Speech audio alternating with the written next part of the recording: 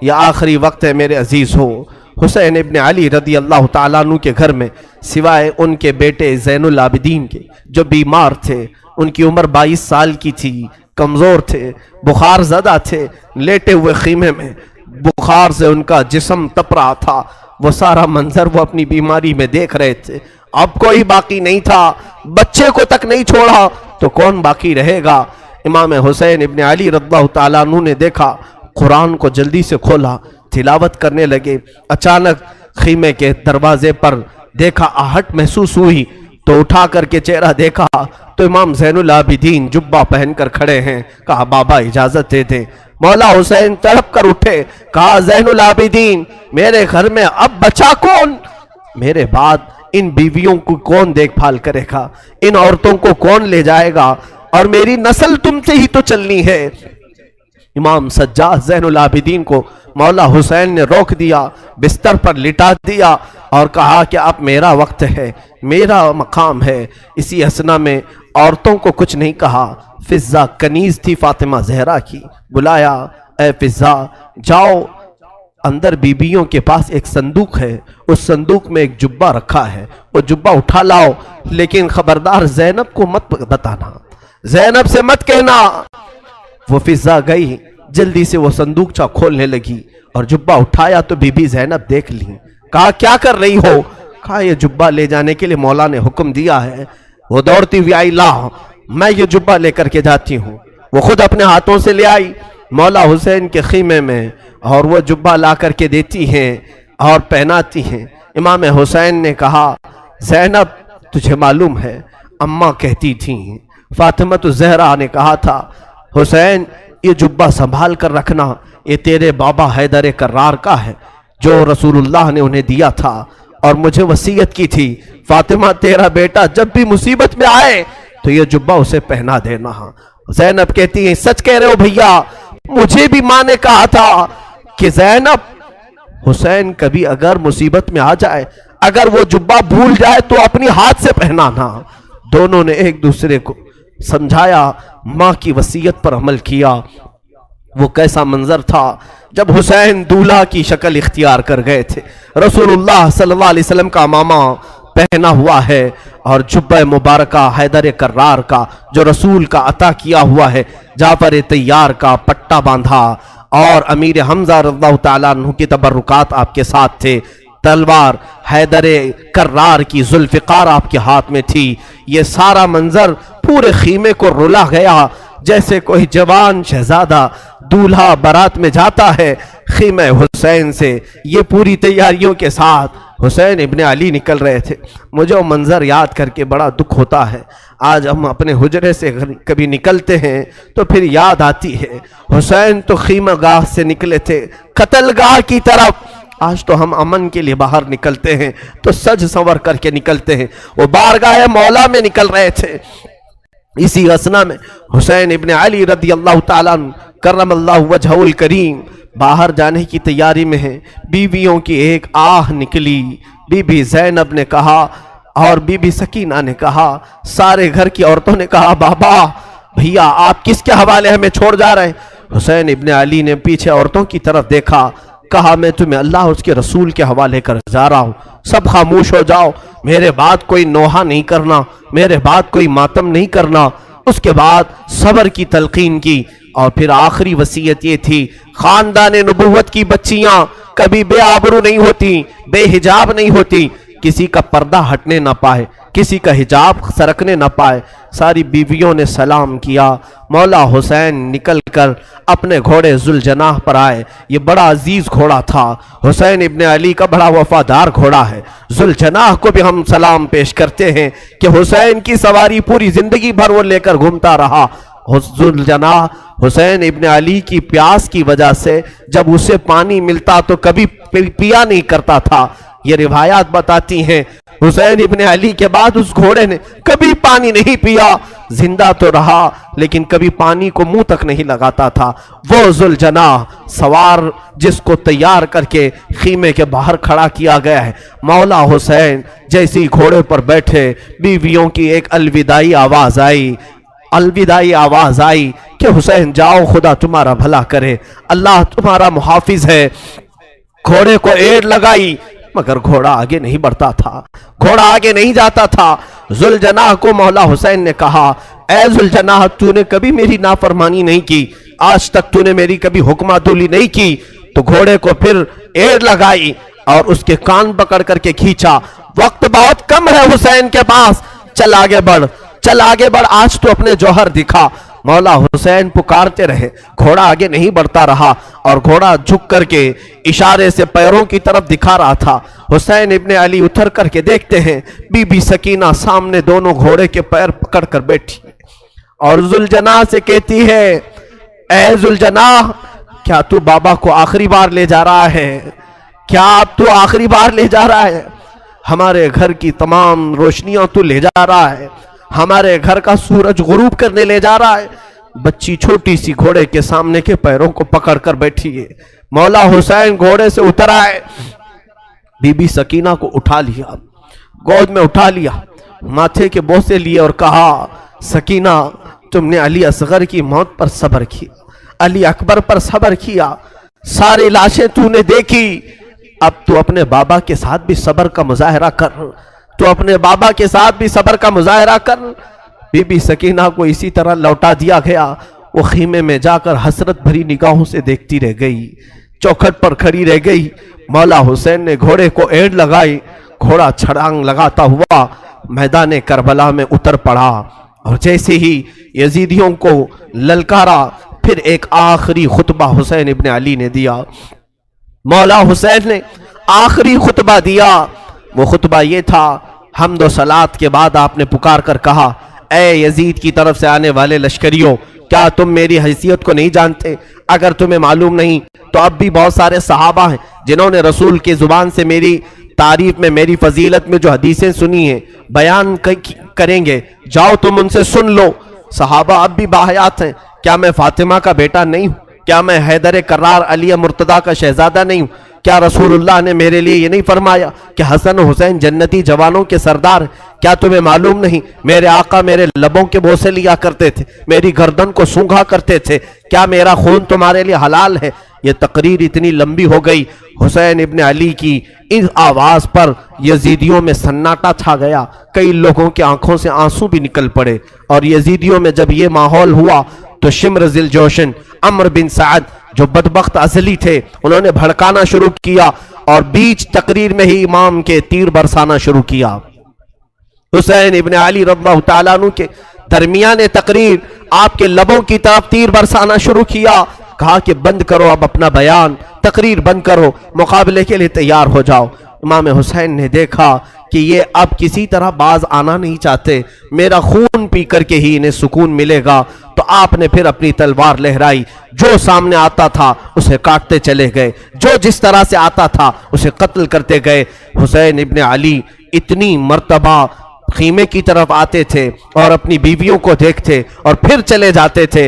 ये दोपहर का वक्त था, जोहर का वक्त करीब आया और हुसैन इब्ने अली रज़ियल्लाहु ताला अन्हु, अंदाजा करें, वो 56 साल की बुढ़ापे की उम्र है, जो 3 दिन से प्यासा है, 3 दिन से भूख की शिद्दत अलग है, और फिर जो जवानों की लाशें उठाया वो अलग मसला है। मियाँ 2-4 ईंटें उठाओ तो तुम्हारे कंधे दुखने लग जाएंगे, 2-4 पत्थर उठाओ तो तुम्हारे हाथ में वर्म आ जाएंगे। हमने देखा है। और तन्हा हुसैन रज़ियल्लाहु ताला अन्हु ने 1-2 नहीं, तकरीबन 40 लाशें उठाई दिन भर में, 40 से ज्यादा लाशें उठाई, बच्चों की अलग, जवानों की अलग, बूढ़ों की अलग। उन लाशों को उठा करके वो बूढ़ा जिस्म क्या कमजोर नहीं हुआ होगा? प्यास अलग है, भूख अलग है, बीवियों का रोना अलग है, उन्हें बेबसी पर छोड़कर आना यह गम अलग है। हम तो बेहाल हो जाएंगे, हम तो गमों से मर जाएंगे। इसीलिए सब्र हुसैन पर मैं समझता हूं दुनिया के कोई शख्स पहुंच नहीं सकता, उस इस्तिकामत पर कोई नहीं पहुंच सकता। हुसैन इब्ने अली दोपहर के वक्त मौला हुसैन करबला के मैदान में घिर गए। तन्हा अली का लाल खारों में घिर गया, वो फातिमा का लाडला हजारों में घिर गया। अब हुसैन इब्ने अली के मुतालिक जो मैंने शुरू में कहा था, फातिमा के लाडले का आखिरी दीदार है, फातिमा के लाडले का आखिरी दीदार है। हश्र का हंगामा बरपा है, मियाने अहले बैत, दरमियाने अहले बैत। रसूलुल्लाह के इस शहजादे ने फिर ललकारा, लोगों को ललकारते रहे और कत्ल का ये बाजार गर्म था। अम्र बिन साद ने कहा, हुसैन ने तन्हा 50 लोगों को मार दिया, तुम तन्हा हुसैन को क्यों नहीं मार पाते? तन्हा हुसैन को क्यों नहीं मार पाते? हुसैन इब्ने अली रदी अल्लाह ताला अन्हु के मुतालिक एक रिवायत में ये भी बता दूं मेरे अजीजों, उस हालत में भी हुसैन इब्ने अली ने सखावत का दरिया नहीं रोका था। आपकी शान ये थी कि अब्दुल्ला नाम का एक शख्स कूफा का रहने वाला, वो उस वक्त कूफा में नहीं था जब ये मारके सर हुए थे। वो 6 महीने कहीं तिजारत पर गया था, वापस आया तो उसने कूफा में देखा पूरा बाजार खाली है, घर खाली है। अपनी बेटियों से पूछा क्या हो गया, कूफा में सब दुकानें बंद हैं, सब घर में ताले लगे हुए।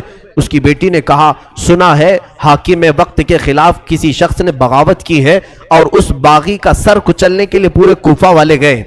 अब्दुल्ला कहता है, मुझे मालूम नहीं था कौन सा बागी है, किसने बगावत की।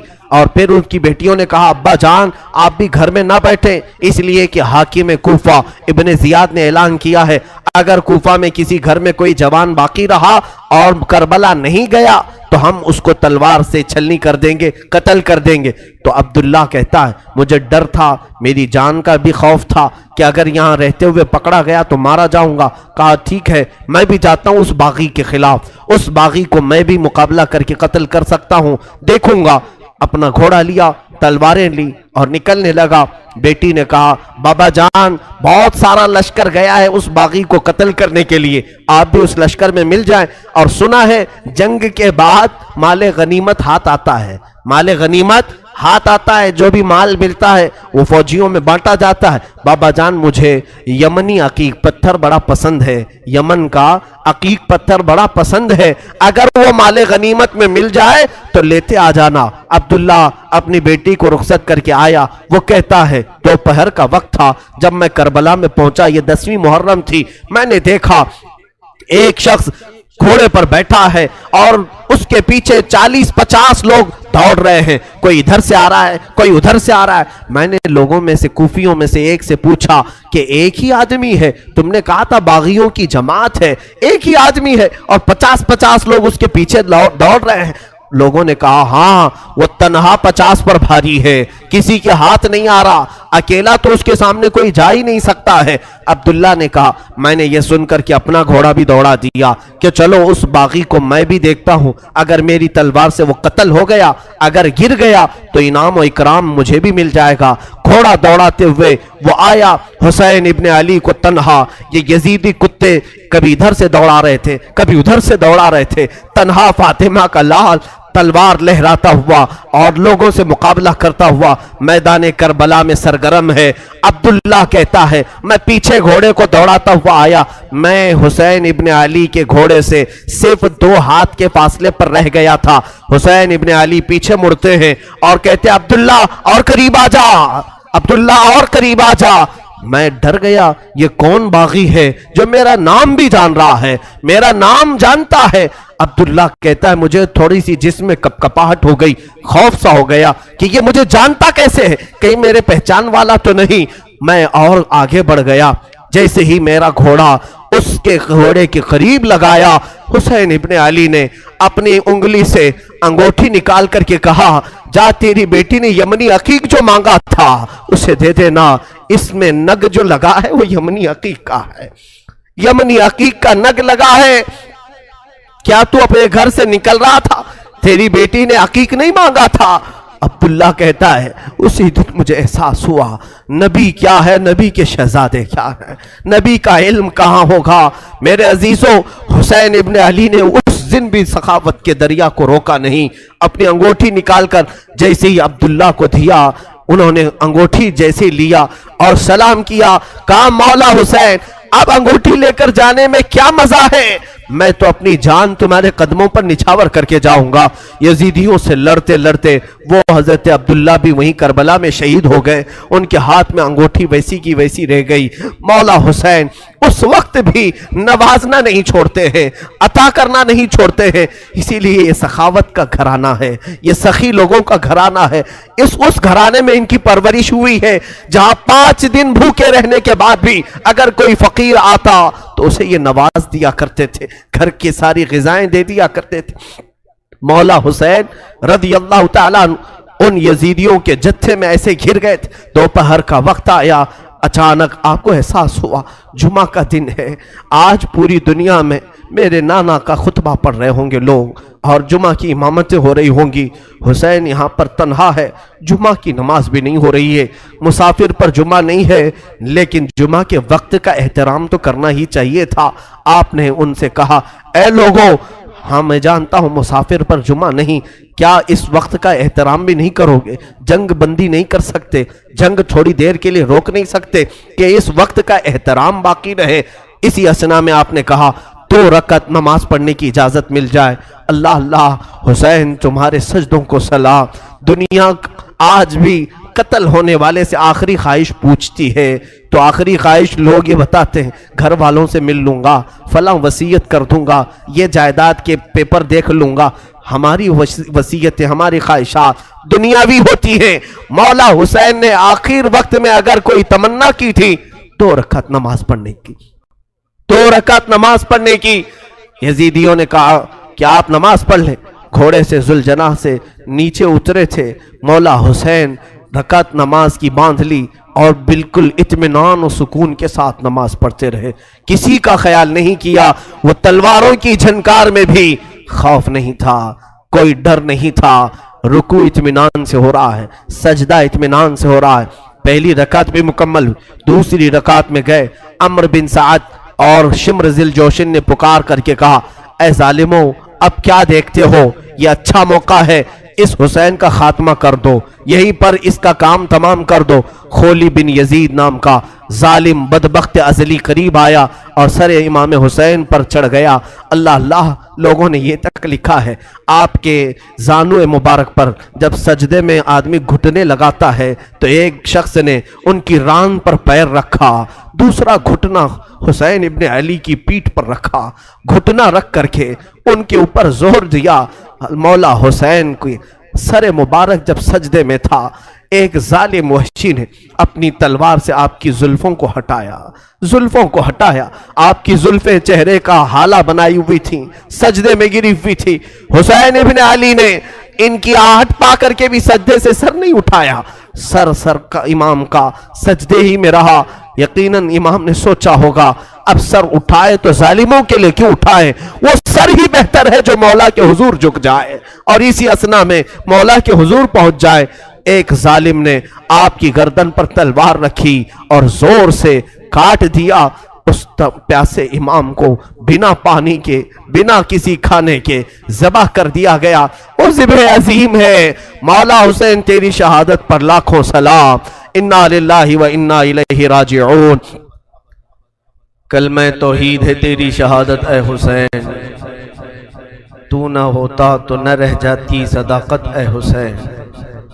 امام حسین علی مقام رضی اللہ تعالیٰ کربلا کے اس بے آب و گیاہ میدان میں اپنی جان جان آفریں کے سپرد کر دی۔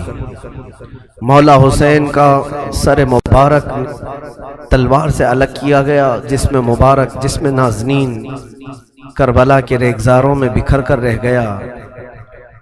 اب اندازہ کرو جو امام حسین ہر ایک کا لاش شاہ اٹھا کر لاتے تھے، حسین ابن علی کے لاشے کو اٹھانے والا اب کوئی باقی نہیں تھا، کوئی خیمے کی طرف سے اب آتا ہوا نہیں دکھائی دیتا تھا۔ جنہوں نے دوسروں کے شہزادوں کو بھی اٹھایا مگر خود اس طرح سے سو گئے کہ کسی پر بوجھ نہیں بنے، کسی پر اپنا وزن نہیں ڈالا۔ بیویاں اب خیمے میں تھی۔ یزیدیوں کے لشکر سے ایک پکار آئی، فتح مبین، فتح مبین۔ لوگ اپنی فتح کے جشن منانا شروع کر دیے کہ حسین کا خاتمہ ہو چکا ہے، اب یہاں پر ہمارے ساتھ مقابلہ کرنے والا کوئی باقی نہیں رہا، سب ایک کے بعد دیگرے ختم ہو چکے۔ لیکن میرے عزیزو، آج بھی میں تمہیں بتاؤں، اللہ کا فضل ہے، مولا کا کرم ہے، سید الشہداء کا یہ فیض ہے کہ بحمدہ تعالیٰ کئی سالوں سے میں ہر سال کربلا پہنچتا ہوں۔ 11ویں کے موقع پر جب ہم زیارت بغداد اور زیارت کربلا میں جاتے ہیں، میں کربلا 2 دن ٹھہرا بھی ہوں، اور ہر سال میرا معمول ہے اپنے جماعت کے ساتھ، اپنے قافلے کے ساتھ کربلا پہنچتے ہیں۔